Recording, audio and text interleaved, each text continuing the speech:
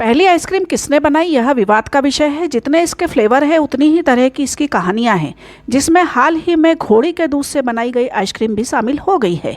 हम आइसक्रीम को इतना ज़्यादा क्यों पसंद करते हैं, यह एक वैज्ञानिक विषय है।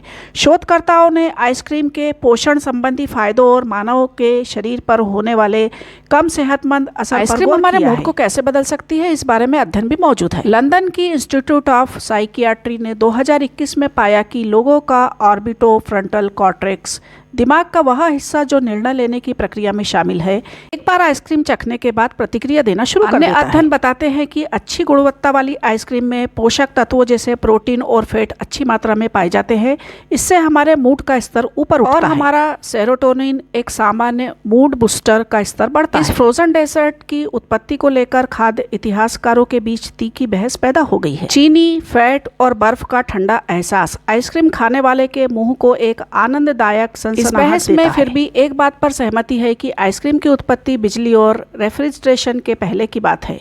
यह पाया गया है कि बर्फ से समृद्ध कई संस्कृतियों ने फ्रोजन डेजर्ट या पेय के कुछ रूपों का आविष्कार किया, जिसे आइसक्रीम की शुरुआत के तौर पर ऐसा कहा जाता है कि पहली सदी में रोमन सम्राट नीरो अपने फलों के जूस के लिए बर्फ लाने के लिए धावकों को पहाड़ पर भेजा करते थे। पुराने चीन में तंग राजवंश के सम्राटों को लेकर भी कुछ रिकॉर्ड्स है, जिनके मुताबिक वे जमी हुई दूध का इस्तेमाल दावतों में करते थे। अपनी किताब आइसक्रीम, एक वैश्विक इतिहास में लोरा बी वाइस ने एक मिश्रण के बारे में लिखा। गाय, बकरी या भैंस के दूध को आटा और कपूर डालकर गर्म किया जाता था ताकि इसे स्वादिष्ट और जायकेदार बनाया जा सके। इस मिश्रण को ठंडा करने के बाद धातु की ट्यूब्स में डाला गया और इन्हें बर्फ के पूल में दबा दिया गया। यह बिल्कुल वैसा था जैसे आज भारतीय कुल्फी बनाई जाती है। आइसक्रीम, शरबत और जिलाटी। द डेफिनेटिव गाइड के लेखक रॉबिन वेयर ने सुझाव दिया कि यदि हम दो संकेतों को देखें तो इससे जानने में मदद मिल सकती है कि फ्रोजन डेजर्ट का आविष्कार किसने किया। पहले आपको यह परिभाषित करना होगा कि आइसक्रीम क्या है। वेयर ने 2022 में BBC रेडियो के एक कार्यक्रम में कहा था कि सीधे शब्दों में कहे तो आइसक्रीम में डेयरी या क्रीम है, जबकि शरबत में यह जो इटली से आता है उसमें बहुत कम या कोई क्रीम नहीं होती है। इसके मथने की प्रक्रिया धीमी होती है, जिसके परिणाम स्वरूप अंतिम उत्पाद में कम हवा होती है। मुझे आइसक्रीम का विषय आकर्षक लगता है क्योंकि इसमें कुछ सामग्री शामिल है। शक्कर, पानी, दूध या क्रीम और फ्लेवर्स, सब कुछ इस बात पर निर्भर करता है कि आप इन्हें किस तरह मिलाते हैं। आइसक्रीम की उत्पत्ति का पता लगाने के लिए वियर का दूसरा सुझाव यह पता लगाना है कि मनुष्यों ने एंडोथर्मिक प्रभाव की खोज कब की। एंडोथर्मिक सिद्धांत में बर्फ के तापमान को फ्रीजिंग पॉइंट 0 डिग्री या 32 डिग्री फ़ारेनहाइट से कम करने के लिए बर्फ में नमक मिलाने की बात कही गई है। आइसक्रीम बनाने के लिए बेहतर तापमान -10 डिग्री सेल्सियस या -20 डिग्री सेल्सियस माना जाता है।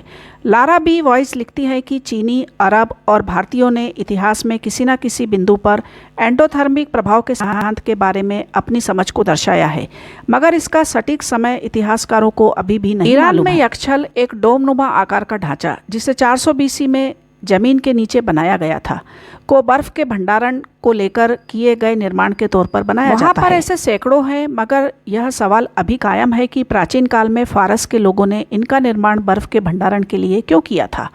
क्या वे एंडोथर्मिक इफेक्ट, ऊष्माशोषी प्रभाव के बारे में जानते थे और फ्रोजन डेजर्ट बनाने के लिए बर्फ का भंडारण करते थे। लंदन में ला ग्रोटा आइसक्रीम की संस्थापक किट्टी ट्रेवल्स नेचुरल फ्लेवर्स की आइसक्रीम बनाने की विशेषज्ञ है। वह फलों, सब्जियों और हर्ब्स के फ्लेवर्स का इस्तेमाल आइसक्रीम बनाने में करती हैं। वह विस्तार से बताती है कि किस तरह उन्होंने आइसक्रीम बनाने की पारंपरिक एंडोथर्मिक विधि को लेकर प्रयोग किए। उन्होंने BBC को बताया, सालों पहले मैं आइसक्रीम बनाने के इतिहास से जुड़े तरीकों पर एक कोर्स करने गई थी। हमारे पास बर्फ के टुकड़े से भरी लकड़ी की बाल्टी होती थी, उसके ऊपर नमक की परत होती थी। हमने बाल्टियों के अंदर पार्मेसन चीज से भरे कनिस्तर को रखा, उसके बाद मिश्रण को हाथ से मथा। इसने मथने की मेरी इलेक्ट्रिक मशीन से कहीं तेजी से काम किया। आइसक्रीम का स्वाद भी शानदार हो गया। इसलिए सैद्धांतिक तौर पर अगर आप प्रकृति में बर्फ के टुकड़े बना सकते हैं तो आइसक्रीम बनाने के लिए आपको बिजली की जरूरत नहीं है। कहानी अक्सर बताई जाती है कि मार्को पोलो कई दूसरे तरह के भोजन के साथ फ्रोजन डेजर्ट बनाने की रेसिपी को चीन से अपने साथ लेकिन क्या मार्को पोलो वाकई चीन पहुंच पाए थे, यह एक विवादित विषय है। 20वीं सदी के उत्तरार्ध में जब रेफ्रिजरेशन, ठंडा करने की प्रक्रिया सस्ती हो गई, तब आइसक्रीम बनाना औद्योगिक स्तर पर बिजनेस के तौर पर शुरू हो गया। बिजनेस इंटेलिजेंस प्लेटफॉर्म स्टैटिस्टा के अनुसार आज आइसक्रीम एक वैश्विक उद्योग है जिसने 2024 में 103.4 बिलियन डॉलर की कमाई की है, जबकि चॉकलेट और कॉफ़ी की कमाई इसकी तुलना में 133.6 बिलियन डॉलर और 93.46 बिलियन डॉलर रही है। साउथ अफ्रीका के केपटाउन में किचन कैफे चलाते हैं। 2022 में वे सोशल मीडिया पर चर्चा में आए। इसकी वजह उनकी बनाई सॉल्टी ड्राई फिश और स्कॉच बोनेट चिली आइसक्रीम के मामले में ताज़ा घटनाक्रम पोलैंड का है। स्जेसिन में West Pomeranian University of Technology के शोधकर्ताओं ने घोड़ी के दूध से योगर्ट आइसक्रीम बनाई है जो गाय के दूध से बनने वाली आइसक्रीम के समान है। अगस्त में प्रकाशित किए गए अध्ययन से यह पता चला है घोड़ी का दूध व्यक्ति के पाचन को सुधार सकता है। इसके लिए अभी और शोध की आवश्यकता है। सेंट्रल एशिया में लंबे समय से फर्मेंटेड घोड़ी के दूध का सेवन किया जा रहा है, मगर इसमें फ्रोजन डेजर्ट बनाना एक नया प्रयोग है। जब बीबीसी ने अगस्त के महीने में उनसे मुलाकात की तो उन्होंने घोड़ी के दूध को फ्लेवर देने के लिए नाशपाती के छिलके, सौंफ, पराग और बीज का उपयोग करके एक और बैच बनाया था। एक सप्ताह बाद उन्होंने एक पार्टी में नया फ्लेवर पेश किया जिसे लेकर उनके दोस्तों ने सराहना। तो अपने नज़दीकी आइसक्रीम पार्लर में आने वाले नए फ्लेवर और नए प्रकार की आइसक्रीम के लिए तैयार रहें। और जानकारी पसंद आई है तो चैनल को सब्सक्राइब जरूर करें। ताज़ा अपडेट्स के लिए हमारे साथ बने रहिए। Thank you.